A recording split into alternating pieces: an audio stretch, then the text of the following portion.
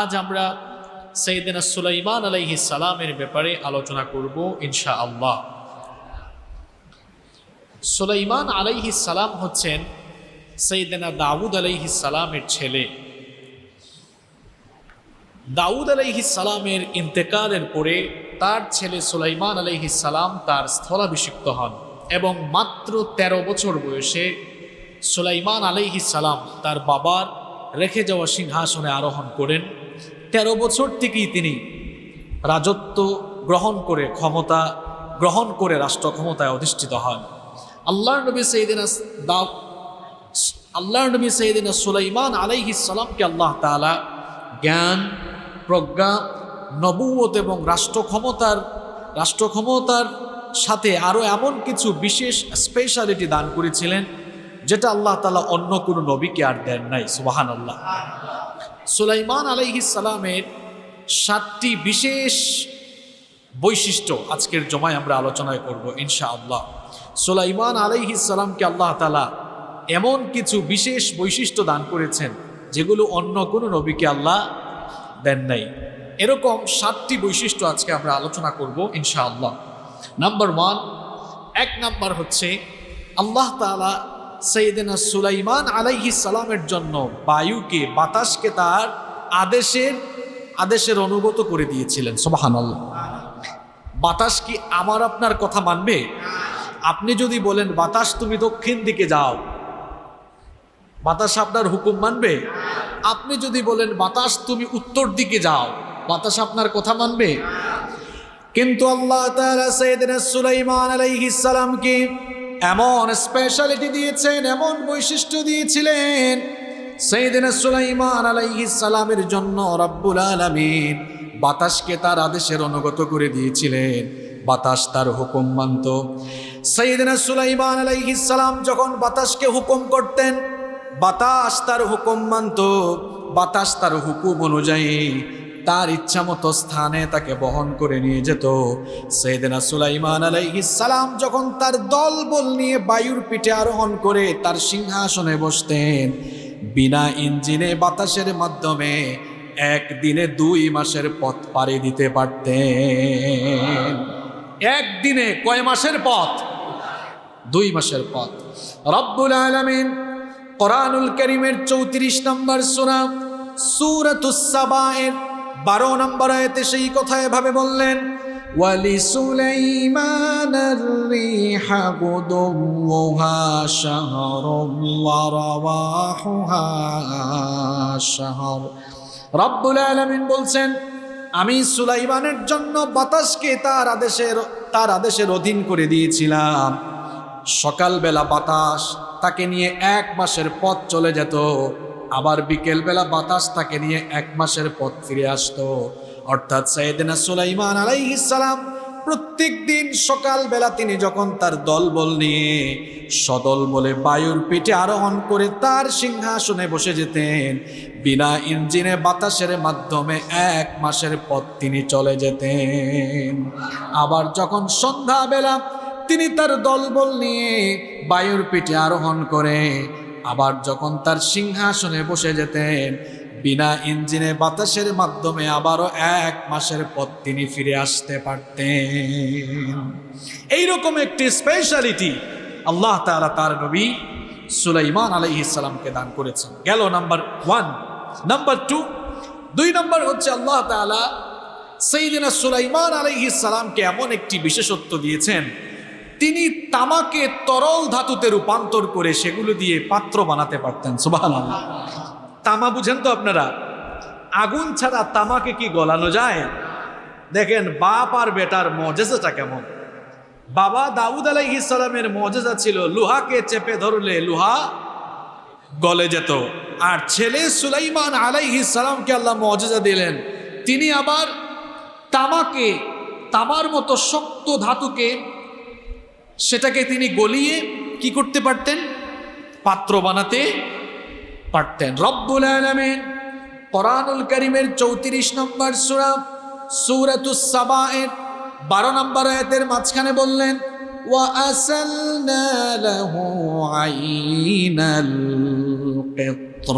আল্লাহ তাআলা বলছেন, আর আমি তার জন্য গলিত তামার প্রসবন প্রবাহিত করেছি। ঝর্ণা, প্রসবন মানে ঝর্ণা, অর্থাৎ আল্লাহ তাআলা সাইয়্যিদিনা সুলাইমান আলাইহিস সালামের জন্য গলানো তামা, তরল তামার প্রসবন ঝর্ণা প্রবাহিত করেছিলেন।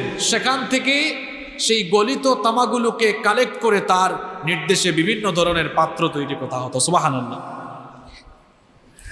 এরপরে নাম্বার 3 নাম্বার হচ্ছে সাইয়্যিদিনা সুলাইমান আলাইহিস সালামকে আল্লাহ তাআলা এমন স্পেশালিটি দিয়েছেন, এমন বিশেষত্ব দিয়েছেন, জিনদেরকেও আল্লাহ তাআলা তার আদেশের অনুগত করে দিয়েছিলেন। সুবহানাল্লাহ। এমন বাদশাহী দুনিয়াতে আর কে পেয়েছে?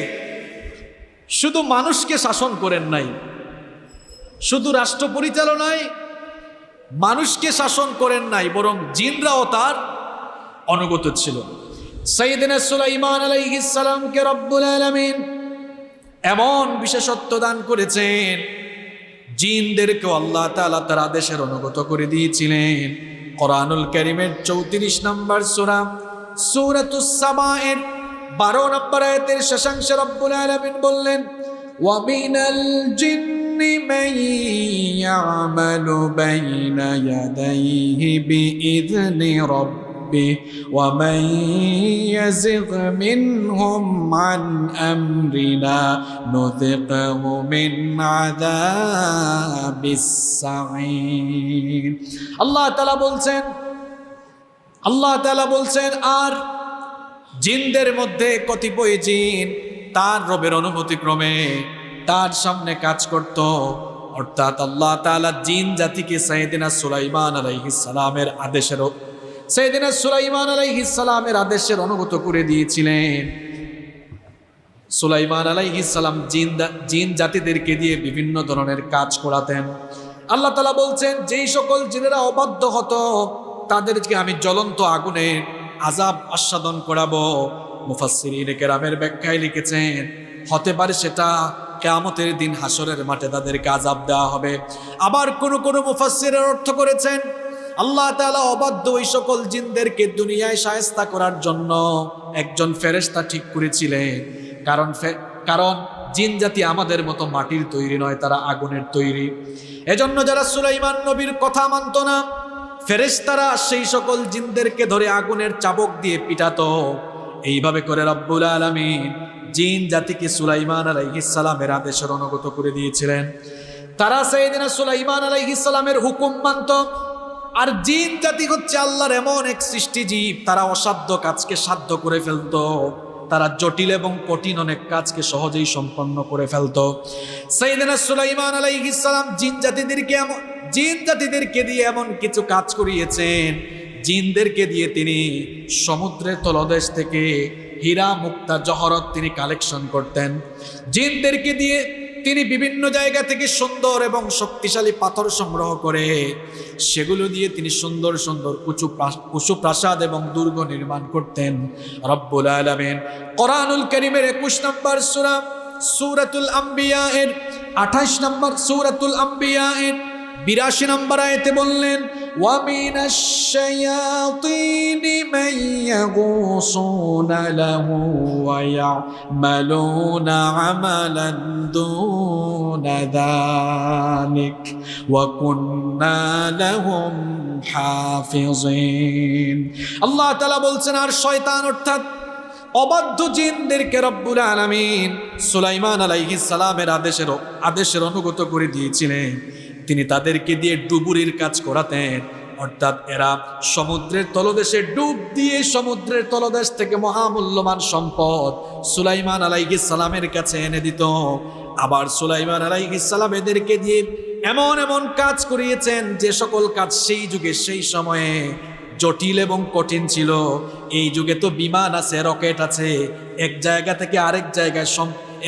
থেকে আরেক জায়গায় বিভিন্ন পণ্য নিয়ে যাওয়া যায়। কিন্তু সুলাইমান আলাইহিস সালামের সময় তিনি সুন্দর সুন্দর অনেক শহর নির্মাণ করেছিলেন। এমনকি ফিলিস্তিনের বাইতুল মুকাদ্দাস তিনি পুনর্নির্মাণ করেছিলেন। এত বড় বড় বিশাল পাথর দিয়ে সেই যুগে সুলাইমান আলাইহিস সালাম বাইতুল মুকাদ্দাস তিনি পুনর্নির্মাণ করেছিলেন। আমি কখনো বাইতুল মুকাদ্দাসে যাই নাই, কিন্তু ইউটিউব আর ফেসবুকে সেই চিত্র দেখেছি এবং অনেক মানুষের কাছ থেকেও বক্তব্য শুনেছি ওই বাইতুল মুকাদ্দাসের বড় বড় পাথরগুলো, সুন্দর সুন্দর পাথরগুলো দেখলে বর্তমান দুনিয়ার মানুষ, বর্তমান জামানার মানুষগুলো অবাক হয়ে যায়। কারণ সুলাইমান আলাইহিস সালাম ওই বাইতুল মুকাদ্দাসের পুনর্নির্মাণ কাজের জন্য কোনো রাজমিস্ত্রি ব্যবহার করেন নাই, অবাধ্য জিনদেরকে দিয়ে বিভিন্ন জায়গা থেকে তিনি বড় বড় পাথর উত্তোলন করে এনেছিলেন এবং সেই পাথর দিয়ে সুন্দর, অভিনব আর নিখুঁতভাবে কারুকার্য করে বাইতুল মুকাদ্দাসকে তিনি পুনর্নির্মাণ করেছিলেন। সাইয়েদনা সুলাইমান আলাইহিস সালাম তিনি অবাধ্য জিনদেরকে দিয়ে বিভিন্ন জায়গা থেকে বড় বড় পাথর আনাতেন এবং সেগুলো দিয়ে সাইয়েদনা সুলাইমান আলাইহিস সালাম উঁচু উঁচু প্রাসাদ, দুর্গ এবং ভাস্কর্য নির্মাণ করতেন। রব্বুল আলামিন কোরআনুল কারীমের 34 নম্বর সূরা সূরাতুস সাবায়ের 13 নম্বর আয়াতে বলছেন, يعملون له ما يشاء من محاريب وتماثيل وجفان كالجواب وقدور الراسيات اعملوا آل داود شكرا وقليل من عبادي الشكور। الله تعالى বলছেন সুলাইমান আলাইহিস সালাম জিন জাতিদেরকে দিয়ে ডুবুরির কাজ করাতেন আর তারা সমুদ্রের নিচে ডুব দিয়ে সেখান থেকে হীরা জহরত, মুক্তা এবং বিভিন্ন মূল্যবান সম্পদ নিয়ে আসতো। কিংবা তারা মাঝে মাঝে দূর দূরান্ত থেকে বড় বড় সুন্দর সুন্দর পাথর নিয়ে আসতো। সুলাইমান আলাইহিস সালামের ইচ্ছা অনুযায়ী সেগুলো দিয়ে তারা দুর্গ, ভাস্কর্য এবং হাউজ সদৃশ বৃহদাকার পাত্র এবং চুল্লির উপর স্থাপিত বিশাল ডেক তারা নির্মাণ করত। এভাবে সুলাইমান আলাইহিস সালাম বিভিন্ন ধরনের প্রাসাদ বানাতেন। এই আয়াত শুনে কেউ যেন আবার না ভাবে তাহলে ভাস্কর্য নির্মাণ জায়েজ, কারণ সুলাইমান নবীর সময় তো কোরআনেই আছে, সূরা সাবার 13 নম্বর আয়াত। কোরআন যারা শুদ্ধ করে পড়তে পারে না, আপনারা দেখবেন মাঝে মাঝে এরাও টকশুতে এসে বাংলা অনুবাদ নিয়ে হাজির হয়ে যায়, কয় দেখছেন সুলাইমান নবীর সময়ে ভাস্কর্য বানানো জায়েজ ছিল। আরে পাগলা, বাংলা অনুবাদ দিয়ে যদি কোরআন বোঝা সহজ হইতো তাহলে 20-30 বছর মানুষ মাদ্রাসায় পড়াশোনা করতো না। কোরআন ব্যাখ্যার মূলনীতি আছে, কোরআন বুঝারও কিছু মূলনীতি আছে, সেগুলা না জেনে না বুঝে তো বাংলা অনুবাদ দেখেই একটা কিছু বলে দেওয়া যাবে না। মুফাসসিরিনে কেরাম এখানে তামাথিল শব্দের অর্থ ভাস্কর্য এনেছেন ঠিক, তবে সেই সময়ে ভাস্কর্য যেটা বানানো হয়েছে কোনো প্রাণীর আকৃতি নয়, কোনো জীবজন্তুর আকৃতি নয়, বরং প্রাণী নয়, জীবজন্তু নয়, প্রাকৃতিক বিভিন্ন দৃশ্যের ভাস্কর্য বানানো হয়েছে। আর সুলাইমান নবীর সময়ের কোনো ঘটনা এটা উম্মতে মুহাম্মদের জন্য দলিল হতে পারে না। এই জন্য আমিও মাঝে মাঝে বলি, যেমন কুকুর তেমন মুগুর দরকার। কেউ যদি বলে সুলাইমান নবীর সময়ে সেটা জায়েজ ছিল, সেটা এখন আমাদের নবীর সময়ে জায়েজ, তাহলে আমাদের নবীর উম্মতের জন্য জায়েজ। তা আমি বলবো আদম নবীর সময়ে ভাই বোনের বিয়ে জায়েজ ছিল, তো তুই তোর বোনকে আগে বিয়ে কর।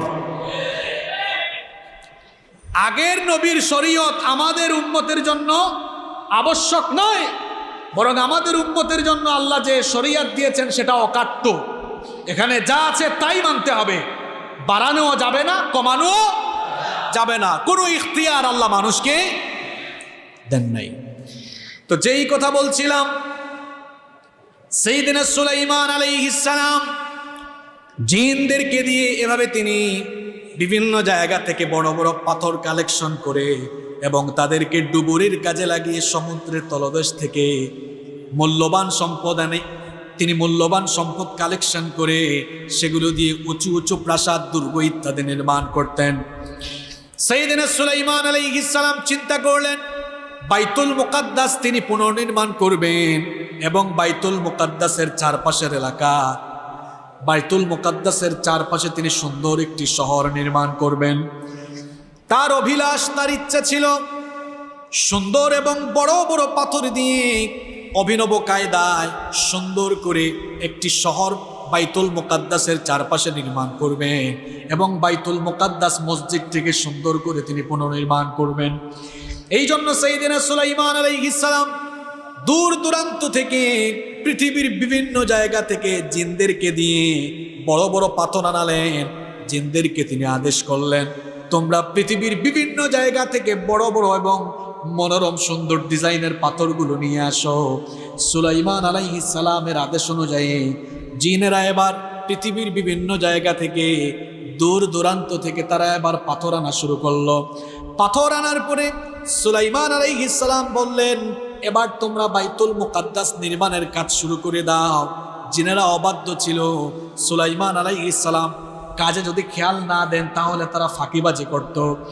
এই জন্য সুলাইমান আলাইহিস সালাম জিন জাতির এই কাজকে নিজেই তিনি তদারকি করলেন, নিজেই তিনি তত্ত্বাবধায়ক হিসাবে তাদের কাজকে পরিচালনা করছেন।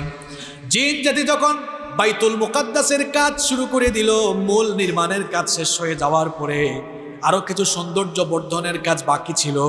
ঠিক এমন সময়ে সুলাইমান আলাইহিস সালামের মৌতের সময় এসে গেল। মালাকুল মৌত এসে বললেন, ওগো আল্লাহর নবী সুলাইমান, দুনিয়া থেকে চলে যাওয়ার সময় এসেছে। সুলাইমান আলাইহিস সালাম তখন বললেন, আমি যদি এখন দুনিয়া থেকে চলে যাই, আমার যদি মৌত হয়ে যায়, তাহলে অবাধ্য এই জিন জাতি তারা তাদের কাজ বন্ধ করে দিবে।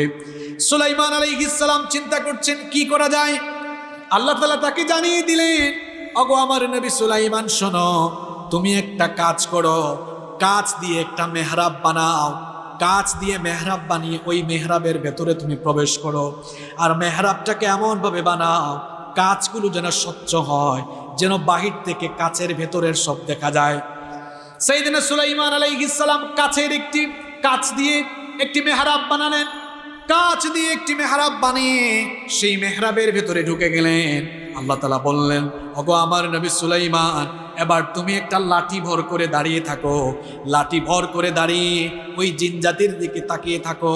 তারা তো বাহির থেকে গ্লাসের ভেতরে তোমাকে দেখবে, তারা দেখবে যে তুমি তাদের সব কাজ পর্যবেক্ষণ করছো, এই ভয়ে তারা কাজ করবে। এই অবস্থায় যদি তোমার মৌত হয়ে যায়, আমি আল্লাহ হুকুম করলাম, তোমার দেহ থেকে যদি প্রাণ চলে যায়, তোমার দেহ এই লাঠির উপরে দাঁড়িয়ে থাকবে ততক্ষণ, জিন জাতির কাজ শেষ হয় না যতক্ষণ। এবার সুলাইমান আলাইহিস সালাম ওই কাচের তৈরি মেহরাবের ভেতরে লাঠি ভর করে তিনি দাঁড়িয়ে থাকলেন। ঠিক সময়ে মালাকুল মউত তার রূহ কবজ করে ফেললেন। সুলাইমান আলাইহিস সালামের রূহ কবজ করার পরে তার দেহটা মাটিতে পড়ল না, কারণ একটা লাঠিতে ভর করে তিনি দাঁড়িয়েছিলেন। আল্লাহর হুকুমে তার দেহটা আবার দাঁড়িয়ে থাকলো। তাফসীরের কিতাবগুলোতে এসেছে এইভাবে করে তার দেহ 1 বছর দাঁড়িয়েছিল। আল্লাহু আকবার। না আপনি বলবেন, হুজুর দেহ তো পচে যাওয়ার কথা, নবীদের দেহ আর আমার আপনার দেহ কি একরকম নাকি? নবীদের দেহ পচে না, গলে না, এমনকি মাটিও গ্রাস করতে পারে না, কারণ দুনিয়ার মাটির জন্য আল্লাহ হারাম করেছেন। আল্লাহু আকবার। সাইয়েদনা সুলাইমান আলাইহিস সালামের দেহ লাঠির উপরে ভর করে 1 বছর দাঁড়িয়ে থাকলো। এবার হঠাৎ করে মাটির পোকা, উই পোকা, যেটাকে উই পোকা বা অনেক এলাকায় এটাকে ঘুন পোকা বলে, ঘুন পোকা এবার উই পোকা এবার লাঠি খাওয়া আরম্ভ করে দিল। এবার লাঠি যখন ভেঙে গেল, ওইদিকে জিন জাতির মসজিদ বানানোর কাজও শেষ হয়ে গেল, শহর বানানোর কাজ শেষ হয়ে গেল। আর এইদিকে এবার একটা উই পোকা, ঘুন পোকা লাঠি খাওয়া শুরু করলো। লাঠি যখন ভক্ষণ করে ফেললো, এবার লাঠি ভাঙার কারণে সুলাইমান আলাইহিস সালামের দেহটা মাটিতে পড়ে গেল।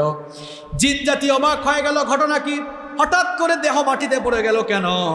ওই সময় ওই ঘুন পোকা অর্থাৎ মাটির পোকা, ওই পোকা জিন জাতিকে সংবাদ দিল, উনি আরো 1 বছর আগে ড্যামেজ হয়ে গেছেন, দুনিয়া থেকে চলে গেছেন। 1 বছর আগেই তার ইন্তেকাল হয়েছে। জিন জাতি তখন বলেছিল, আহারে আমরা যদি জানতাম 1 বছর আগেই সুলাইমান নবী দুনিয়া থেকে চলে গিয়েছে, তাহলে হাঁটু ভাঙা পরিশ্রম করে আমরা এত কাজ করতাম না, পালিয়ে যেতাম। রব্বুল আলামিন এই ঘটনা কোরআনুল কারীমের 34 নম্বর সূরা সূরাতুস সাবা'র 14 নম্বর আয়াতে বললেন, ফালাম্মা قضينا عليه الموت ما دلهم على موته إلا دابة الأرض تأكل من سأته। আল্লাহ তাআলা বললেন, আমি যখন আমার নবী সুলাইমানের মৃত্যু ঘটালাম, ওই পোকা তখন তার লাঠি খেয়ে ফেললো। লাঠি খেয়ে ফেলার কারণে কি হলো? লাঠি খেয়ে ফেলার কারণে তিনি যখন মাটিতে পড়ে গেলেন, মাটিতে পড়ার পরে ওই পোকা জিনজাতিকে সংবাদ দিল। জিনজাতিরা তখন বলেছিল, ফালাম্মা খররা তাবায়্যানাতিল জিন্নু আল্লাউ কানু ইয়ালামুনাল গায়বা মা লাবিসু ফিল আযাবিল মুহিন। তার দেহ যখন মাটিতে পড়ে গেল, জিনজাতি তখন বলল, আরে আমরা তো গায়েবের খবর জানি না, যদি জানতাম এই সুলাইমান মারা গিয়েছে, ইন্তেকাল হয়েছে 1 বছর আগে, এই একটা বছর এত কষ্ট আর আমরা করতাম না। মূলত এর আগে জিনজাতি দাবি করতো তারা গায়েব জানে, আর আল্লাহ এই ঘটনা ঘটিয়ে আল্লাহ পৃথিবীর মানুষকে বুঝাই দিয়েছেন জিনরা দাবি করে তারা গায়েব জানে, আসলে গায়েব একজন ছাড়া আর কেউ জানে না, তিনি কে? এমনকি নবীরাও গায়েব জানেন না, আল্লাহ যতটুকু জানান ততটুকু ছাড়া। কারণ আপনি বললেন, হুজুর কেমন কথা বললেন? হ্যাঁ, এই যে রানী বিলকিসের ঘটনা একটু পরে শুরু হবে, ওই রানী বিলকিসের ঘটনাও তো তিনি জানতেন না। আচ্ছা, ইয়াকুব আলাইহিস সালামের নাম তো আপনারা শুনেছেন, ইউসুফ আলাইহিস সালামের বাবা। ইউসুফ আলাইহিস সালামকে তার ভাইরা কুয়ায় ফেলছে, এটা কি তিনি জানতে পেরেছেন? আল্লাহ জানানোর আগে জানতে পেরেছেন? তো নবীরা গায়েব জানেন কিভাবে? হ্যাঁ, নবীরা ততটুকু জানেন, আল্লাহ তাদেরকে যতটুকু জানান। তাই বলে কি নবীরা আমার আপনার মতো মানুষ না? নবীরা অসাধারণ, তাদের সাথে পৃথিবীর কোনো মানুষের তুলনা হয় না। আমাদের সাথে নবীদের পার্থক্য ওই জায়গায়, আমরা গুনাহ করি, নবীরা কোনো গুনাহ করেন না, নবীরা মাসুম, তাদেরকে মাসুম রেখেছেন কে? আরো পার্থক্য আছে, দুনিয়ার কোনো মানুষের কাছে আল্লাহর তরফ থেকে ওহী নাজিল হয় না, কিন্তু নবীদের কাছে ওহী নাজিল হয় কার তরফ থেকে? নবীরা হচ্ছেন অতুলনীয় ব্যক্তিত্ব, যার সাথে পৃথিবীর কোনো মানুষের তুলনা হয়। এইভাবে করে সাইয়েদনা সুলাইমান আলাইহিস সালাম অবাধ্য জিনদেরকে দিয়ে তিনি কি করলেন? বাইতুল মুকাদ্দাসের কাজ সম্পন্ন করলেন। কেমন নবী দেখেন, জিনেরাও তার কথা শুনতো। সুবহানাল্লাহ পড়েন। আবার এই ঘটনা থেকে আরেকটা জিনিস শিক্ষাও আছে, সেটা হচ্ছে মৌত হচ্ছে এমন একটি বিষয়, এটা নবীকেও ছাড়ে না, উম্মতকেও ছাড়ে না। এবং the time is death, the time of death is determined by Almighty Allah. এই মৃত্যুর সময়টা আল্লাহর তরফ থেকে নির্ধারিত। মৃত্যুর সময় আসলে বিলম্ব করা হয় না। আপনি বলতে পারবেন না যে মাননীয় মালাকুল মউত একটু সময় দেন, এই 1 মিনিট 10টা মিনিট সময় দেন, বলতে পারবেন? আর মালাকুল মউত কি আপনার কাছে পারমিশন নিয়ে আসবে নাকি? অমুক সাহেব আমি কি আসবো আপনার কাছে, এরকম বলে আসবে? আর চলে আসলে আপনি রেহাই পাবেন। মৌতের যে জায়গা সেখানেই আপনার মৌত হবে, আপনি রেহাই পাবেন না। আপনার জন্য যদি গ্রেফতারি পরোয়ানা হয়ে যায়, পুলিশ আপনার বাসায় আসবে, প্রশাসনের লোকেরা আপনাকে গ্রেফতারের জন্য বাসায় আসবে। আপনার কোনো বন্ধু যদি দেখে আপনাকে ধরার জন্য পুলিশ আসতেছে, আপনাকে তখন ফোন করে বলবে, বন্ধু তুমি কোথায়? বাড়িতে, বাসায়, তাড়াতাড়ি পালাও, পুলিশ বা প্রশাসনের লোকরা আসতেছে গ্রেফতার করার জন্য। এই খবর পেয়ে আপনি যদি ঘরের পেছনের দরজা দিয়ে পালিয়ে যান, পালিয়ে হয়তো আপনি প্রশাসন থেকে বাঁচতে পারবেন, কিন্তু মালাকুল মউত আসলে দৌড়াইয়া কুল পাবেন না, যেখানেই যাবেন মালাকুল মউত এসে হাজির হয়ে যাবে। এই সুলাইমান নবীর সময়ের আরেকটা ঘটনা শুনেন। সাইয়েদনা সুলাইমান আলাইহিস সালামের একজন সিনিয়র মন্ত্রী ছিল। সুলাইমান আলাইহিস সালাম একদিন এক মজলিসে বসা, তার মন্ত্রীও তার কাছে ছিল। এমন সময় মালাকুল মউত মানুষের বেশ ধরে সাইয়েদনা সুলাইমান আলাইহিস সালামের কাছে আসলেন। সাইয়েদনা সুলাইমান আলাইহিস সালামের সাথে কথোপকথন শেষ করে মালাকুল মউত যখন চলে যাচ্ছিলেন, তখন তার মন্ত্রীর দিকে একটু আর চোখে তাকালেন। মালাকুল মউত মানুষের বেশ ধরে এসে চলে গেলেন। মন্ত্রী তখন বলল, গো আল্লাহর নবী সুলাইমান, কিছুক্ষণ আগে আপনার সাথে দেখা করে যেই লোক কথা বলল, ওই লোকটাকে, তাকে তো চিনলাম না, এই লোকটাকে কোনো মাজলিসে কোনোদিন দেখলাম না। সাইয়েদনা সুলাইমান আলাইহিস সালাম তখন বললেন, হে আমার মন্ত্রী শোনো, ইনি কোনো সাধারণ মানুষ নন, ইনি হচ্ছেন মালাকুল মউত, অর্থাৎ মৃত্যুর ফেরেশতা। মানুষের বেশ ধরে তিনি আমার সাথে দেখা করতে এসেছেন, কিছু কথা বলে গিয়েছেন। মন্ত্রী তখন বলল, গো আল্লাহর নবী সুলাইমান, এই জন্য তো লোকটাকে দেখে আমি ভীত বিহব্বল হয়েছি। সে যখন চলে যাচ্ছিল এমনভাবে আমার দিকে তাকিয়েছিল, আমার পুরো কলিজাটা ভেতর থেকে কেঁপে উঠেছিল। আমি যদি তাকে আর কোনোবার আপনার মজলিসে দেখি আমি নিজেকে ঠিক রাখতে পারবো না, নিয়ন্ত্রণ হয়তো হারিয়ে ফেলতে পারি ভীত সন্ত্রস্ত হয়ে। এই জন্য বাতাস তো আপনার হুকুম মানে, আপনি বাতাসকে হুকুম করেন, বাতাস যেন আমাকে এখান থেকে নিয়ে, বাতাস যেন আমাকে বহন করে হিন্দুস্তানের কোনো দূরবর্তী জায়গায় নিয়ে পৌঁছে দেয়। সাইয়েদনা সুলাইমান আলাইহিস সালাম এবার তিনি বাতাসকে অর্ডার করলেন। বাতাস সাইয়েদনা সুলাইমান আলাইহিস সালামের হুকুম অনুযায়ী তার মন্ত্রীকে নিয়ে হিন্দুস্তানের একটা দূরবর্তী জায়গাতে রেখে আসলো। মালাকুল মউত দ্বিতীয় দিন, পরের দিন সুলাইমান আলাইহিস সালামের সাথে সাক্ষাৎ করতে আসলেন।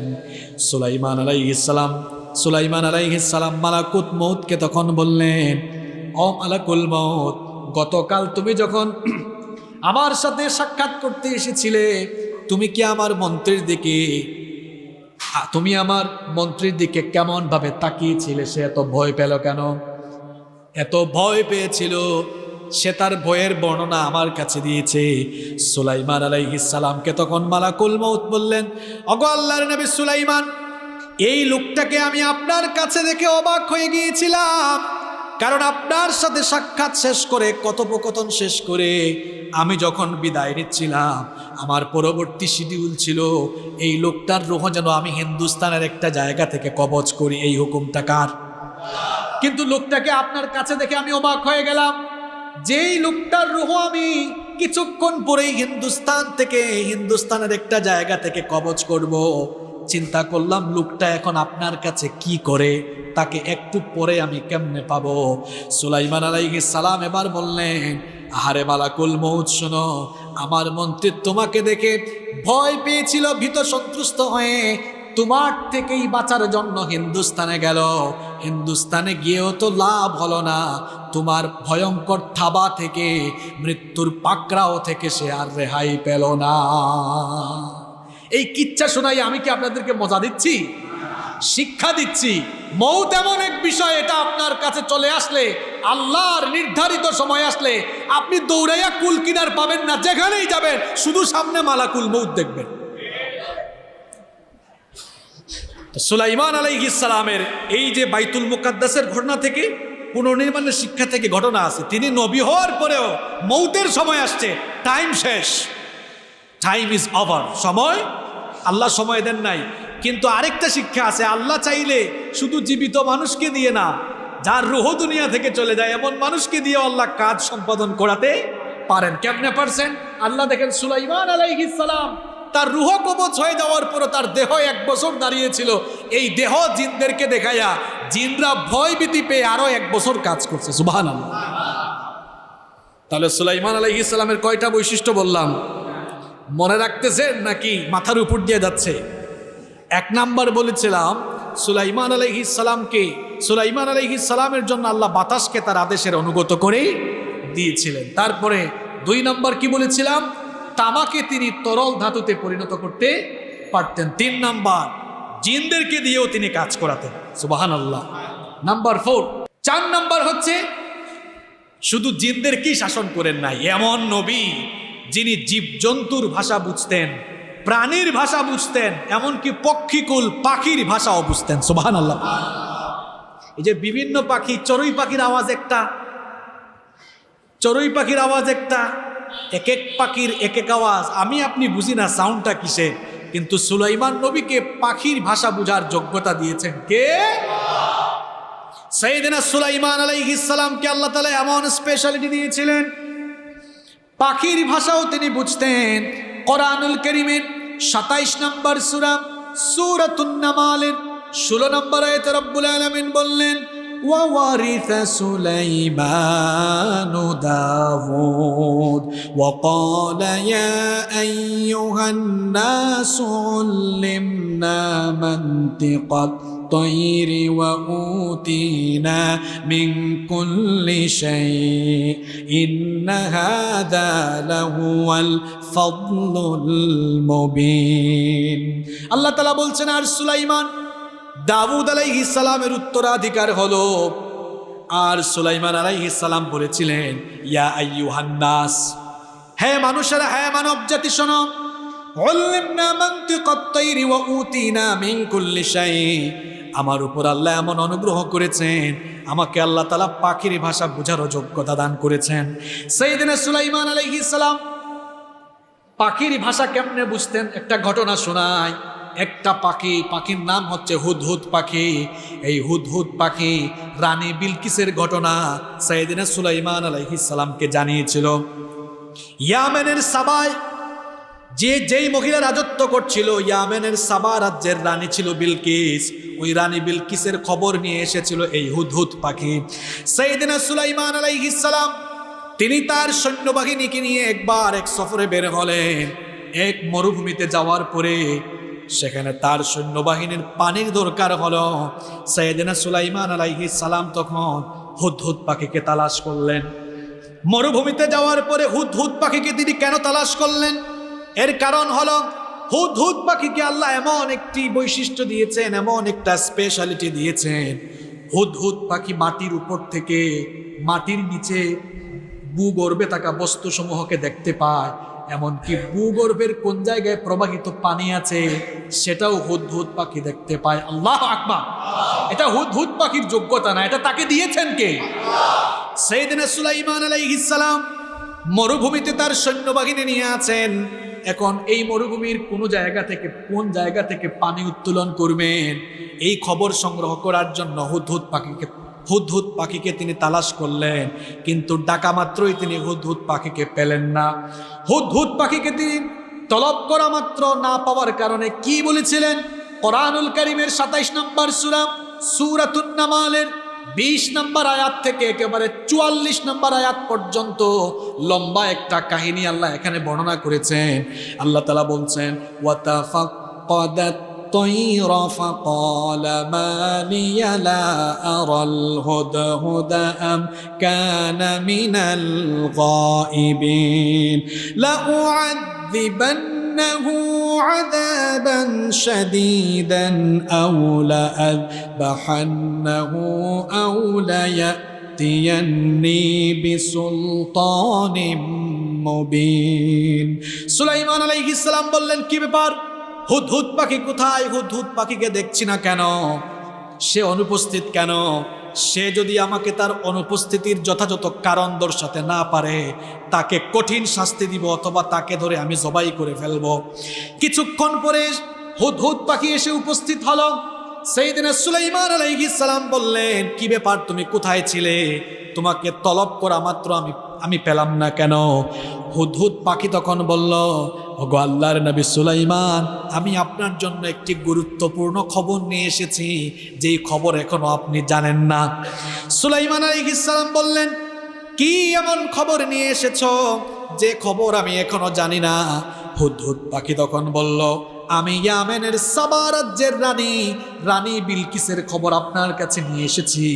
ওই রানী বিলকিসকে অনেক পরিমাণ ঐশ্বর্য দেওয়া হয়েছে, অনেক শান শৌকতের মালিক সে। বিশাল সাম্রাজ্য তার রয়েছে, বিশাল সাম্রাজ্য আছে, খুব সুন্দর একটি সাম্রাজ্য তার। কিন্তু দুঃখজনক ব্যাপার হলো, তার সাম্রাজ্যের সকল লোকেরা হলো সূর্য পূজারী। তারা সবাই সূর্যের পূজা করে, সূর্যকে উপাসনা করে। সাইয়েদনা সুলাইমান আলাইহিস সালাম বললেন, কি ব্যাপার হুদহুদ পাখি, তুমি কি আমার শাস্তি থেকে বাঁচার জন্য মিথ্যা বলতেছো নাকি? হুদহুদ পাখি তখন বলল, না, কখনোই আমি আপনাকে মিথ্যা বলবো না। সুলাইমান আলাইহিস সালাম তখন বললেন, তুমি আমাকে সত্য বলছো নাকি মিথ্যা বলছো এখনো কিন্তু প্রমাণ হয়ে যাবে। আমি একটা চিঠি লিখতেছি, তুমি এই চিঠি নিয়ে রানী বিলকিসের কাছে যাও। যদি তুমি সত্যি এই খবর নিয়ে আসো, তাহলে আমি তোমাকে বলছি, এই চিঠিটা তুমি রানী বিলকিসের কাছে নিয়ে যাও। রানী বিলকিসের কোলে তুমি এই চিঠি নিক্ষেপ করে সেখান থেকে সরে আসবা না। অবস্থান করে তারা কি আলাপ করে, তার সভাসদে তার মন্ত্রীদের সাথে কি আলাপ হয় সেটা তুমি শুনবে। তিনি আবার পত্র লিখে হুদহুদ পাখিকে সেই চিঠি দিয়ে দিলেন। হুদহুদ পাখি এবার সেই চিঠি নিয়ে ইয়ামেনের সাবায় চলে গেল। সাবা রাজ্যের রানী বিলকিসের কুলে নিয়ে চিঠিটা নিক্ষেপ করলো। রানী বিলকিস তার কুল থেকে চিঠিটা নিলেন।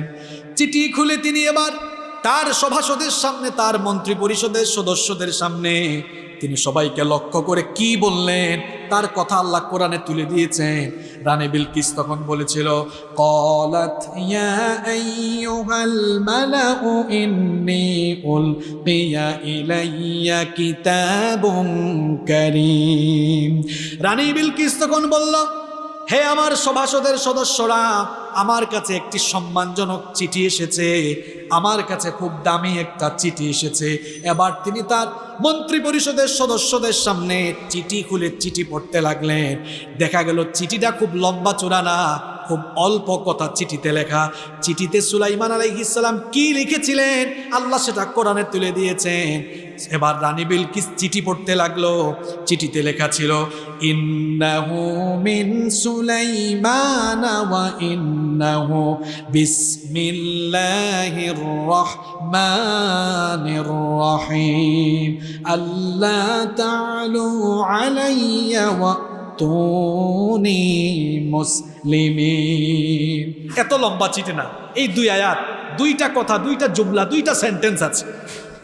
কি ছিল লেখা?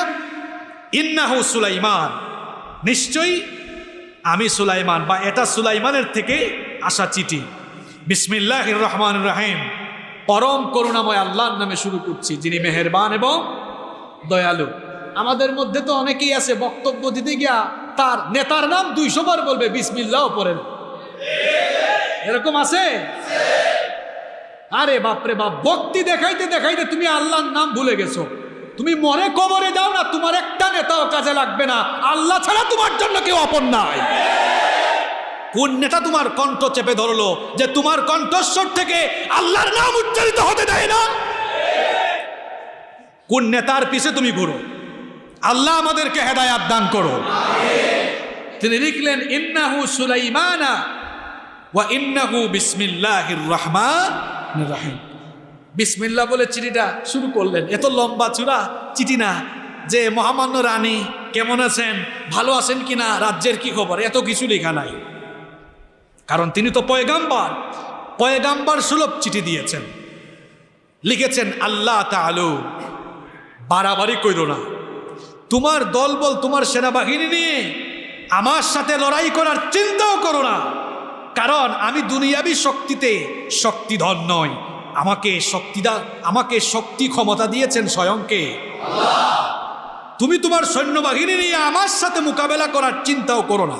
হুঁশিয়ার করে দিলেন, আল্লাহ তাআলু, সাবধান, আমার সাথে বাড়াবাড়ি করার সাহস করো না। তিনি বললেন, ওয়াতুনি মুসলিমিন, একদম অনুগত হয়ে মুসলমান হয়ে আমার কাছে আসো। অর্থাৎ রানীকে বললেন, বাড়াবাড়ি কইরো না, সূর্যের পূজা ছেড়ে দিয়া তোমার সাম্রাজ্যের সবাইকে নিয়ে মুসলমান হয়ে আমার কাছে আসো, অর্ডার দিলেন। আল্লাহ আকবার। কিন্তু এই রানী চিঠির অর্থ বুঝলো না। সে ভেবেছে মুসলিমিন মানে হচ্ছে অনুগত হওয়া, শাব্দিক অর্থ কি অনুগত হওয়া। কিন্তু সুলাইমান আলাইহিস সালাম মুসলিমিন দ্বারা বুঝিয়েছেন যে আল্লাহর কাছে নিজেকে সমর্পণ করা, অর্থাৎ সূর্যের পূজা বাদ দিয়ে আল্লাহর কাছে নিজেকে সমর্পণ করে মুসলমান হওয়া। আর রানী বিলকিস ভাবছে সুলাইমান আমাকে বলেছেন যে তার কাছে যেন আমি বশ্যতা স্বীকার করি, এটা বুঝছে সে। তখন তার মন্ত্রী পরিষদের সদস্যদেরকে বলল, এটা তো খুব গরম চিঠি, কি করা যায়? আমি তো তোমাদের পরামর্শ ছাড়া কোনো কাজ করি না, তোমরা এবার আমাকে পরামর্শ দাও। এবার তার মন্ত্রী পরিষদের সদস্যরা বলল, মহামান্য রানী, ভীত সন্ত্রস্ত হবেন না, কারণ আমরাও তো শান শৌকতের মালিক, আমাদের বিরাট সেনাবাহিনী আছে। শুধু যে বিরাট সেনাবাহিনী আছে তাই নয়, বরং আমাদের সেনাবাহিনী অত্যন্ত শক্তিশালী সেনাবাহিনী। সুতরাং আপনি ভীত সন্ত্রস্ত হবেন না। সুলাইমান যদি আমাদের সাথে যুদ্ধ করতে চায়, আমাদেরও শক্তিশালী সেনাবাহিনী আছে, আমরা যুদ্ধ করে তাকে হারিয়ে দেব। রানী বিলকিস তার মন্ত্রী পরিষদের সদস্যদের কথা শুনে বলল, সুলাইমান সম্পর্কে ভালোভাবে না জেনে, তাকে ভালোভাবে পর্যবেক্ষণ না করে যুদ্ধের সিদ্ধান্ত নেওয়া আমাদের জন্য বোকামি হবে। সুতরাং আগে তার ব্যাপারে জানা দরকার। মন্ত্রী পরিষদের সদস্যরা বলল, তাহলে আমরা কি করতে পারি? এবার রানী বিলকিস তখন তার সভাসদের নেতৃবৃন্দকে বলল, আমি কিছু মূল্যবান হাদিয়া, মূল্যবান কিছু উপহার উপঢৌকন দিয়ে একদল প্রতিনিধি আমি সুলাইমান আলাইহিস সালামের কাছে আমি পাঠাবো, আর আমাদের ওই প্রতিনিধি দল সুলাইমানের শান শৌকত, তার রাজত্ব, সেনাবাহিনী সবকিছু দেখে এসে আমাদেরকে অবগত করবে। যদি দেখা যায় তার সেনাবাহিনী আমাদের চেয়ে দুর্বল, তাহলে আমরা অবশ্যই তাদের বিরুদ্ধে যুদ্ধ করব। এবার রানীর এই সিদ্ধান্তে সবাই ঐক্যমত হলো, রানীর এই সিদ্ধান্তে সবাই ঐক্যমত হলো। আর এই খবর সুলাইমান আলাইহিস সালামের কাছে চলে গেল যে রানীর প্রতিনিধি দল, রানীর একটা প্রতিনিধি দল সুলাইমান আলাইহিস সালামের কাছে আসতেছে। রানীর প্রতিনিধি দল এবার মূল্যবান উপহার উপঢৌকন নিয়ে, গিফট সামগ্রী নিয়ে যখন সুলাইমান আলাইহিস সালামের কাছে গেল, সুলাইমান আলাইহিস সালামের দরবারে যাওয়ার পর তারা তাদের উপহার নিয়েছে এসেছে, সেগুলা নিয়ে লজ্জিত হয়ে গেল। লজ্জিত তো হওয়ার কথা, যে উপহার নিয়ে আসছে সুলাইমান নবীর শান শৌকত দেখে, এত বড় রাজার জন্য এই ছোটখাটো গিফট নিয়ে আসছে, এগুলো তো রাজার চোখেও লাগবে। তারা ভাবছিল যে সুলাইমান নবী অত শান শৌকতের অধিকারী না, আর ওইদিকে সুলাইমান আলাইহিস সালাম এমন শান শৌকতের অধিকারী, তাকে ক্ষমতা, শান শৌকত, রাজত্ব, বাদশাহী সব দিয়েছেন কে? এরা উপহার নিয়ে এসে বলল, মহামান্য বাদশাহ রানী বিলকিস আপনার জন্য এই উপহার পাঠিয়েছেন। সুলাইমান আলাইহিস সালাম বললেন, আমার চারপাশটা ভালো করে দেখো, আমি কি উপহারের জন্য তোমাদের কাছে চিঠি পাঠাইছি নাকি? যে উপহার তোমরা এনেছো দেখো, তার চাইতে হাজার লক্ষ কোটি কোটি গুণ বেশি মহামূল্যবান সম্পদ আমার চারপাশে আছে। ভালো করে তাকিয়ে দেখো, আমার ক্ষমতা কি তোমরা দেখো না? দেখো না জিন জাতি পর্যন্ত আমার কথা শুনে, দেখো না বাতাস আমার কথা শুনে, দেখো না পশু পাখির ভাষা আমি বুঝি, তোমরা কি আমার ক্ষমতার শান শৌকত দেখো নাই? এরা সব দেখে রানী বিলকিসের কাছে গেল। রানী বিলকিসের কাছে গিয়ে বলল, এমন এক বাদশার কাছে গিয়েছি, দুনিয়ার কোনো বাদশা তার সমান হতে পারবে? এমন বাদশা, তার বাদশাহীও আছে, আর এমন ক্ষমতা, পশু পাখির ভাষা বুঝে, জিনরাও তার আদেশের অনুগত। আর যে সৈন্যবাহিনী দেখে আসছি, ওই সৈন্যবাহিনীর মোকাবেলা করা দুনিয়ার কোনো বাদশার দ্বারা সম্ভব। রানী বিলকিস তখন বলল, তাহলে তো তার সাথে যুদ্ধ করা এটা বোকার কাজ। যুদ্ধ করলে দেখা যাবে কোনো শক্তিশালী রাজার বিরুদ্ধে যুদ্ধ করলে শক্তিশালী রাজারা সেই জনপদে ঢুকলে জনপদকে একেবারে বিপর্যস্ত, বিধ্বস্ত করে ফেলে। সুতরাং আমরা সুলাইমান নবীর বিরুদ্ধে যুদ্ধ করব না, বরং আমরা তার বশ্যতা স্বীকার করব, আমরা তার আনুগত্য স্বীকার করে তার কাছে যাব, গিয়ে বলবো আমরা তার আদেশের অনুগত হয়ে গিয়েছি। রানী বিলকিস এবার তার সাম্রাজ্যে সভাসদ বৃন্দকে নিয়ে আল্লাহর নবী সুলাইমান আলাইহিস সালামের উদ্দেশ্যে যাত্রা করলো। আল্লাহ তাআলা ওহীর মাধ্যমে সুলাইমান আলাইহিস সালামকে সেই কথা জানিয়ে দিলেন। এবার রানী সুলাইমান আলাইহিস সালামের দরবারে আসার পর রানী যেন অবাক হয়ে যায়। সুলাইমান আলাইহিস সালাম একটা কাজ করলেন, শুনতেছেন? রানী যেন সুলাইমান নবীর দরবারে এসে অবাক হয়ে যায়। তিনি এবার এমন একটা কাজ করলেন, ফেরেশতাদের মাধ্যমে রানী বিলকিসের যে সিংহাসন ছিল, রানী বিলকিস আসার আগে ওই সিংহাসন তিনি তার কাছে নিয়ে আসলেন। চিন্তা করছেন কত বড় কথা এটা? এই ক্ষমতা তাকে দিয়েছেন কে? রানী বিলকিসের সিংহাসন যেটা দেশে বসে, ওটাই তিনি নিয়ে আসলেন। রানী বিলকিস আসার আগে তার সিংহাসন সুলাইমান নবী তার দরবারে নিয়ে আসলেন। এরপরে জিনদেরকে তিনি বললেন, এটার স্ট্রাকচার হালকা পরিবর্তন করে দাও। এবার জিনেরা এটার স্ট্রাকচার হালকা পরিবর্তন করে দিল। রানী বিলকিস যখন আসলো, সুলাইমান নবী তাকে বললেন, ওই যে সিংহাসন দেখা যায়, সিংহাসনটা কি তুমি চিনো নাকি? রানী বিলকিস বলল, চেনা চেনা তো লাগে, কিন্তু তারপরেও একটু অচেনা লাগে। কারণ অচেনা লাগছে এই জন্য, আমার সিংহাসনটা দেখতে এইরকমই, কিন্তু সুলাইমান নবী তো জিনদেরকে দিয়ে কিছুটা স্ট্রাকচার পরিবর্তন করেছেন, এটা রানী বিলকিস জানতো না। এজন্য সে বলতেছে চেনা চেনা লাগছে, তারপরেও অচেনা লাগে, মনে হচ্ছে এটার কিছুটা পরিবর্তন হয়েছে। আল্লাহ নবী সুলাইমান আলাইহিস সালাম তখন বললেন, তুমি আসার আগেই তোমার সিংহাসন আমি নিয়ে এসেছি, তুমি কি বুঝো না আল্লাহ তাআলা কেমন ক্ষমতা আমাকে দিয়েছেন? আল্লাহু আকবার। রানী বিলকিস বলল, আমি এখন আপনার কাছে কোনো উপহার নিয়ে আসি নাই, যুদ্ধ করতেও আসি নাই, এই দেখেন আমার সভাসদ নিয়ে এসেছি, আনুগত্য স্বীকার করলাম, বশ্যতা স্বীকার করলাম। সে তখন বলেছিল, ওয়াকুন্না মুসলিমিন, আমরা সবাই আপনার অনুগত হয়ে গেলাম। তখন সে ঈমান আনে নাই। সুলাইমান আলাইহিস সালাম মূলত চিঠি দিয়েছিলেন ঈমান এনে তার সামনে আসার জন্য, কিন্তু রানী বিলকিস এসে বলল যে আমরা সবাই আপনার অনুগত হলাম, অর্থাৎ এই কথা দ্বারা বুঝালো আপনার আদেশের অধীন হলাম, যা আদেশ করবেন আমরা তাই মানব, আপনার আদেশ মেনে আমরা আমাদের রাজ্য পরিচালনা করব। সুলাইমান আলাইহিস সালাম বুঝতে পারলেন এই মহিলা এখনো আমার কথার উদ্দেশ্য বুঝতে পারে নাই, সুতরাং তাকে ভালো করে আমার উদ্দেশ্য বুঝায় দেওয়া দরকার। সুলাইমান আলাইহিস সালাম এবার তিনি জিনদেরকে ডাকলেন, জিনদেরকে ডেকে বললেন রানী বিলকিসের জন্য একটা শীষ মহল বানাও, একটা শীষ মহল, একটা প্রাসাদ তার জন্য তৈরি করো, এমন প্রাসাদ বানাবা যেই প্রাসাদ রানী তার জীবনেও চোখে দেখে নাই। আল্লাহু আকবার। এমন একটা প্রাসাদ বানাও যেই প্রাসাদটা হবে স্বচ্ছ কাচের, স্বচ্ছ কাচের তৈরি হবে, এবং যেই প্রাসাদটা হবে অত্যন্ত উঁচু, এরকম উঁচু কাচের একটা প্রাসাদ বানাও। একটা শীষ মহল বানানো হলো। সুলাইমান আলাইহিস সালাম বললেন এই মহলে ঢুকার সামনে যে আঙ্গিনাটা আছে, এই আঙ্গিনার মধ্যে এবার একটা জলাশয় খনন করো। এবার জিনেরা সেখানে একটা জলাশয় খনন করলো। সুলাইমান আলাইহিস সালাম বললেন এবার সেই গর্তটা পানি দিয়ে ফিল আপ করে দাও। শুনতেছেন কথা?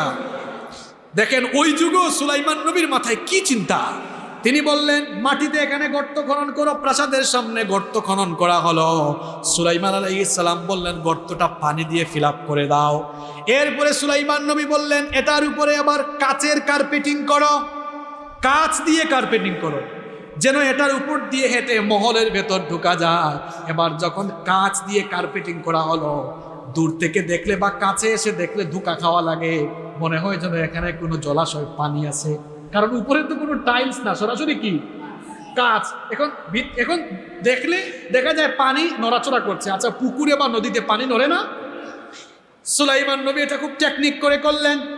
কাজ সম্পন্ন হওয়ার পরে রানী বিলকিসকে ডাকলেন, দেখে তিনি বললেন এবার আপনি এই প্রাসাদের ভেতরে প্রবেশ করেন।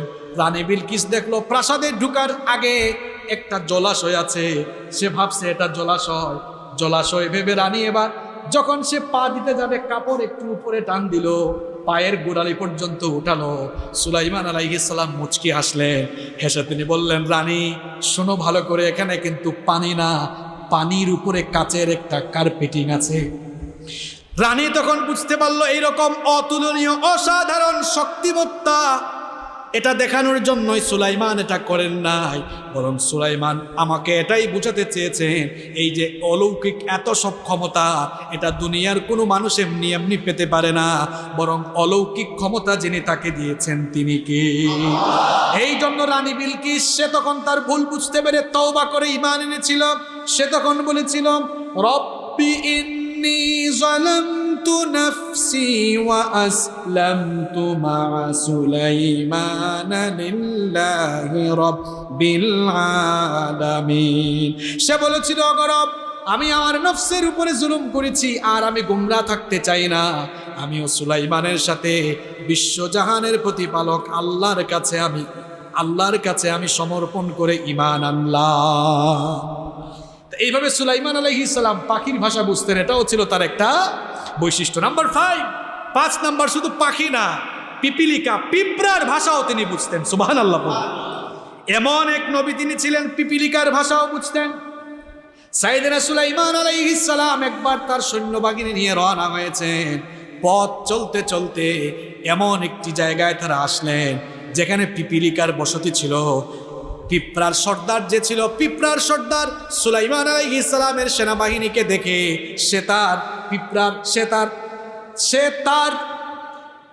তার সমস্ত পিঁপড়াদেরকে সেবার বসতির অন্যান্য পিঁপড়াদেরকে বলেছিল। আল্লাহ তাআলা কোরআনে কারিমে পিঁপড়ার নামে একটা সূরা দিয়েছেন, ওই সূরায় আল্লাহ এই ঘটনা বর্ণনা করেছেন। কোরআনুল কারিমের 27 নম্বর সূরা সূরাতুন নামালের 18 নম্বর আয়াত থেকে আল্লাহ এই কাহিনী বর্ণনা করছেন। হাত্তা ইযা আতাউ আলা ওয়াদিন নামলি ক্বালাত নামলাতুন ইয়া আইয়ুহান নামলু দুখুলু মাসাকিনাকুম লা يحطمنكم سليمان وجنوده وهم لا يشعرون। পিঁপড়ার সর্দার অন্যান্য পিঁপড়াদেরকে বলল, তোমরা যদি সুলাইমানের সেনাবাহিনীর পদতলে পিষ্ট হতে না চাও তাহলে তাড়াতাড়ি তোমরা বসতির ভেতরে ঢুকে যাও। সুলাইমান আলাইহিস সালাম পিপিলিকার ভাষা বুঝতেন। পিঁপড়ার সর্দারের এই কথা শুনে সুলাইমান নবী মুচকি আসলেন। সুলাইমান নবী মুচকি এসে অহংকার করলেন না। আমরা তো সামান্য ক্ষমতা পাইলে খুব অহংকার করি। যখন আমরা সমাজের বা রাষ্ট্রের উন্নতি করি আমরা বলি এটা আমরা করেছি, অথচ কিছুই আপনি করতে পারবেন না, সব করানোর মালিক কে? এই যে সাইয়েদনা সুলাইমান আলাইহিস সালাম পিপিলিকার ভাষা বুঝলেন, তিনি তার সৈন্যবাহিনীর সামনে বড়াই করে অহংকার করে বললেন না, দেখো আমি এমন বাদশা, পিঁপড়ার ভাষা বুঝি। এমন কথা না বলে কি কথা বললেন, আল্লাহ তাআলা সেটা কোরআনে কারিমে উঠিয়ে দিলেন। সুলাইমান আলাইহিস সালাম তখন বলেছিলেন, ফাতাবাসসামা দাহিকাম মিন কওলিহা ওয়া ক্বালা রাব্বি আউজি'নি আন আশকুরা নি'মাতাকাল্লাতী আন'আমতা আলাইয়া ওয়া আলা ওয়ালিদাইয়া ওয়া আন আ'মালা সালিহান তারদাহু ওয়া আদখিলনি বিরহমাতিকা ফি ইবাদিকাস সালিহিন।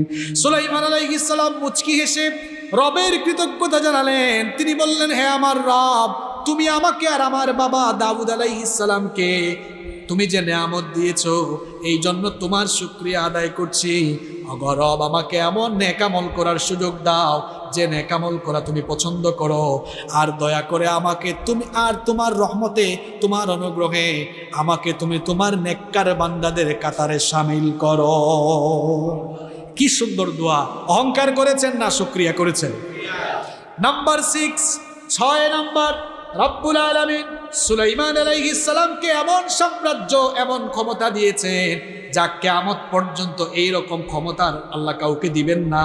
সুলাইমান আলাইহিস সালাম আল্লাহর নির্দেশে আল্লাহর কাছে এটা চেয়ে নিয়েছিলেন। তিনি আল্লাহকে বলেছিলেন, ক্বালা রাব্বিগফিরলি ওয়া হাবলি মুলকান লা ইয়ানবাগি লিআহাদিন মিন বা'দি ইন্নাকা আনতাল ওয়াহ্হাব। তিনি বলেছিলেন, হ্যাঁ রব, আমাকে মাফ করো, আমাকে ক্ষমা করে দাও, আর আমাকে তুমি এমন সাম্রাজ্য, এমন ক্ষমতা দান করো, আমার পরে এমন ক্ষমতার অধিকারী যেন আর কেউ না হয়। এজন্য সাইয়েদনা সুলাইমান আলাইহিস সালামকে আল্লাহ এমন ক্ষমতা দিয়েছিলেন। পিঁপড়ার ভাষা বুঝতেন, পাখির ভাষা বুঝতেন, মানুষের পাশাপাশি জিন শাসন করেছেন। এরপরে সুলাইমান আলাইহিস সালামের জন্য আল্লাহ বাতাসকে অনুগত করে দিয়েছেন। এই রকম ক্ষমতা আল্লাহ কিয়ামত পর্যন্ত আর কাউকে দিবেন না। নাম্বার 7 এবং 7 নাম্বার, সর্বশেষ হচ্ছে সুলাইমান আলাইহিস সালামকে আল্লাহ তাআলা মানুষের মাঝে ন্যায় বিচার করার জন্য আল্লাহ তাআলা তার তরফ থেকে স্পেশাল জ্ঞান এবং প্রজ্ঞা দিয়েছেন। সুবহানাল্লাহ। এবং আল্লাহ কোরআনে বলেছেন সুলাইমানের বিচার মানে আল্লাহর বিচার। সুবহানাল্লাহ, কত বড় কথা! কি সুন্দর বিচার তিনি করতেন শুনেন। তার বিচারের প্রশংসা সরাসরি আল্লাহ কোরআনে করেছেন। তার একটি বিচারের ঘটনা আল্লাহ কোরআনে দিয়েছেন, খুব সংক্ষিপ্ত ঘটনা। তার বিচারের একটি কাহিনী কোরআনে এভাবে এসেছে। তার বাবা দাউদ আলাইহিস সালামের জামানার সেই ঘটনা। দাউদ আলাইহিস সালামের দরবারে একবার 2 লোক আসলো। এক লোক হচ্ছে একটা ক্ষেতের মালিক, শস্য ক্ষেতের মালিক, আর আরেকজন হচ্ছে ছাগল পালের মালিক। কয়জন লোক আসলো? একজন ছাগল পালের মালিক, আরেকজন শস্য ক্ষেতের মালিক। শস্য ক্ষেতের মালিক এসে ছাগল পালের মালিকের বিরুদ্ধে অভিযোগ করে বলল, ওগো আল্লাহর নবী দাউদ, এই লোকটার ছাগলের পাল আমার শস্য ক্ষেতে ঢুকে আমার সবগুলো শস্য ক্ষেত খেয়ে ফেলেছে, ফসল নষ্ট করে ফেলেছে। এই অভিযোগ করার পর বিবাদে যে লোক ছিল সে অভিযোগের সত্যতা স্বীকার করলো। সাইয়েদনা দাউদ আলাইহিস সালাম বিচারের রায় দিলেন। তিনি বললেন, যেহেতু তোমার ছাগলের পাল এই লোকটার ক্ষেতের সব ফসল খেয়ে ফেলেছে, এখন লোকটার যে পরিমাণ ফসলের ক্ষেত নষ্ট করেছে এই পরিমাণ ফসলের দাম তোমার পুরা ছাগল পালের দামের সমান। সুতরাং বিচারের রায় দিলে তোমার ছাগলের পাল তুমি শস্য ক্ষেতের মালিককে দিয়ে দাও। শেষ বিচার। বিচার শেষ করে তারা 2 জন যখন চলে যাচ্ছে, যাওয়ার সময় রাস্তারা বের হয়েই পাইল দাউদ নবীর ছেলে সুলাইমান আলাইহিস সালামকে। সুলাইমান আলাইহিস সালাম জিজ্ঞেস করলেন, আমার বাবার কাছে কেন এসেছো? এরা ঘটনা শোনালো, বিচারের রায় শোনালো। সুলাইমান আলাইহিস সালাম 2 জনকে ধরে বাবার কাছে গেলেন। গিয়ে বললেন, বাবা এই বিচারটা আমি করলে রায় কিন্তু অন্যভাবে দিতাম। সুবহানাল্লাহ পড়বেন না? বাবা ছেলেকে বলছেন, বাবা বিচারটা আমি করলে রায় কিন্তু অন্যভাবে। বাবা রাগ করলেন না, তিনি বললেন, দাউদ আলাইহিস সালাম বললেন, বাবা সুলাইমান তুমি বিচারটা করলে কেমন রায় দিতে তুমি আমাকে শোনাও। সুলাইমান আলাইহিস সালাম বললেন, আমি এমন রায় দিতাম দুই পক্ষ খুশি হইতো এবং দুই পক্ষ এই রায় থেকে উপকার পাইতো। দাউদ আলাইহিস সালাম বললেন, কেমন রায় দিতে? সুলাইমান আলাইহিস সালাম বললেন, আমি বিচারটা করলে রায়টা এভাবে দিতাম, আমি বলতাম যেই লোকটার ছাগলের পাল ঢুকে ক্ষেত নষ্ট করে ফেলেছে, আমি বলতাম এই ছাগল পালের মালিককে বলতাম, তুমি তোমার ছাগলের পাল ওই ক্ষেতের মালিককে ততদিন দাও যতদিন না ওই ক্ষেতের জায়গায় তুমি ক্ষেত করে ফসল পূর্বের অবস্থায় না দিতে পারবা, ততদিন পর্যন্ত তোমার ছাগলের পাল ওই লোকটার কাছে থাকবে। এতে করে দেখা যাবে ছাগলের পাল থেকে ওই লোকটা দুধ এবং পশম দ্বারা উপকৃত হবে। অন্যদিকে এই লোকটা ছাগলের পাল ফিরে পাওয়ার জন্য এই জমিনে ক্ষেত করে তার আগের মালিককে আগের জায়গায় এনে ফিরায় দিবে। তারপরে দেখা যাবে এই লোকটা তার ক্ষেতও পাবে, এই লোকটা তার ছাগলের পালও পাবে, দুই পক্ষের কোনো লস হবে না। এই বিচার যখন তিনি করলেন, দাউদ আলাইহিস সালাম বললেন, এটাই হচ্ছে সুন্দর বিচার। আর আল্লাহ বলেন, এটা সুলাইমানের বিচার নয়, এটা হলো সরাসরি আমি আল্লাহর বিচার। এভাবে তিনি ন্যায় বিচার করতেন। আরেকটা ঘটনা বুখারী শরীফে এসেছে, দুই মহিলা একবার ঝগড়া করতেছে বাচ্চা একটাকে নিয়ে। ঘটনাটা ছিল এইরকম, দুই মহিলা সফরে বের হয়েছে, তাদের দুইজনের কুলেই ছিল দুধের শিশু। হঠাৎ করে মাঝপথ থেকে বয়সে ছোট যেই মহিলা ছিল, ওই মহিলার কুল থেকে বাচ্চা বাঘ, ওই মহিলার কুল থেকে একটা বাঘ এসে বাচ্চাটা নিয়ে গেল। এবার দেখা গেল দুই মহিলা যখন বের হয়েছিল, বড় যে এটা ছিল মহিলা, বয়সে বড় যে মহিলা ছিল, যেই মহিলা ছিল তার কুল থেকে বাঘ ওই বাচ্চাটাকে নিয়ে গেল। ওই মহিলাটা আবার ক্ষিপ্ত হয়ে বয়সে ছোট ওই মহিলার কুল থেকে বাচ্চা এনে বললো, এটা আমার বাচ্চা। এবার বয়সে ছোট যে মহিলা, ওই মহিলা বলে তার বাচ্চা। দুইজনেই এবার এক বাচ্চা দাবি করে ঝগড়া লেগে তারা গেল সুলাইমান নবীর কাছে বিচার চাইতে। সুলাইমান আলাইহিস সালাম কি টেকনিক করে বিচার করলেন দেখেন। বললেন, এখনো সময় আছে, যে কোনো একজন সত্য কথা বলো যে এটা আমার সন্তান, আরেকজন বলে এটা আমার সন্তান না, কিন্তু দুইজনই বলে এটা তাদের সন্তান। সুলাইমান নবী বললেন, এবার আমি এমন রায় দিব বিপদে পড়বা। সুলাইমান নবী বললেন, জিনদেরকে বললেন, একটা চাকু নিয়ে আসো, ছুরি নিয়ে আসো, আমি ছুরি দিয়ে বাচ্চাটাকে কেটে দুই ভাগ করব। যেহেতু এক বাচ্চা দুইজন দাবি করে, কেটে দুই ভাগ দুইজনকে দিয়ে দিব। আচ্ছা বলেন তো, কোনো মা কি তার সন্তানকে চোখের সামনে দুই ভাগ করতে দিবে নাকি? এই জন্য সুলাইমান নবী এটা টেকনিক করেছিলেন আসল মা খোঁজার জন্য, এবং তিনি টেকনিক করে আসল মাও খুঁজে পেলেন। এবার বয়সে ছোট মহিলা, ওই মহিলারই তো বাচ্চা, সে ভাবলো, আহারে আমার সন্তান যদি আমি নাও পাই, অন্তত আমার সন্তানটারে বাঁচাই, ওই মহিলা নিয়ে যাক, কোনো অসুবিধা নাই। মহিলা বললেন, মহামান্য বাদশাহ, এই বাচ্চাটা আমার না, তারপরেও তারে কাইটেন না, ওই মহিলারে দিয়ে দেয়। সুলাইমান নবী বললেন, সত্য কথা বের করার জন্যই আমি এই টেকনিক করেছি, আসলে সন্তানটা তোমার, তুমি নিয়ে যাও। এরপরে সুলাইমান নবী এভাবে বিচারের রায় দিলেন। এই যে সুলাইমান নবীকে আল্লাহ এত সব অসাধারণ ক্ষমতা, যোগ্যতা, বিচক্ষণতা দিয়েছেন, অহংকার করেন নাই, বরং বাপ বেটা দুজন, সুলাইমান আলাইহিস সালাম এবং তার বাবা দাউদ আলাইহিস সালাম, দুজনকে আল্লাহ ক্ষমতা, যোগ্যতা, জ্ঞান, প্রজ্ঞা দেওয়ার পরে দুজনেই অনুগত হয়েছেন কার? দুজনেই আল্লাহর প্রশংসা জানিয়ে বলেছেন। সূরা নামলের 15 নম্বর আয়াতে এসেছে, ওয়ালাকাদ আতাইনা দাউদা ওয়া সুলাইমানা ইলমা ওয়া ক্বালা আলহামদুলিল্লাহিল্লাযী ফাদ্দালানা আলা কাসীরিম মিন ইবাদিহিল মুমিনিন। আল্লাহ তাআলা বলছেন, আর আমি দাউদ এবং সুলাইমান দুজনকে আমার তরফ থেকে ইলম, জ্ঞান দান করেছিলাম। আর তারা দুজনেই বলেছিলেন, সমস্ত প্রশংসা সেই রবের জন্য যিনি আমাদের বাপ বেটা দুজনকে দুনিয়ার অসংখ্য মুমিন বান্দাদের উপরে মর্যাদা দান করেছেন। এই হচ্ছে সুলাইমান আলাইহিস সালামের 7টি বৈশিষ্ট্য যা আমরা আলোচনা করলাম। এত সব যোগ্যতা, ক্ষমতা, জ্ঞান, প্রজ্ঞা আল্লাহর কাছ থেকে পেয়েছেন, অহংকার করেন নাই। বাপ বেটা দুজনে অনুগত হয়েছেন কার? অহংকার করেছে নমরুদ ফেরাউন, ক্ষমতা পাইয়া অহংকার করার ফলাফল ভালো হয় নাই, এজন্য একটারে আল্লাহ জুতার বাড়ি খাওয়াইয়া মারছেন আর আরেকটারে আল্লাহ লোহিত সাগরে চুবায়া মারছেন। এইরকম বৈশিষ্ট্যমণ্ডিত হয়ে যারাই কাজ করবে ইতিহাসে রাস্তা করে তারা নিক্ষিপ্ত হওয়া রাখবে। আল্লাহ তাআলা আমাদেরকে হেদায়াত দান করেন। ইনশাআল্লাহ আগামী জুমায় আমাদের এই আলোচনা ধারাবাহিকভাবে 28তম পর্বে চলমান থাকবে ইনশাআল্লাহ।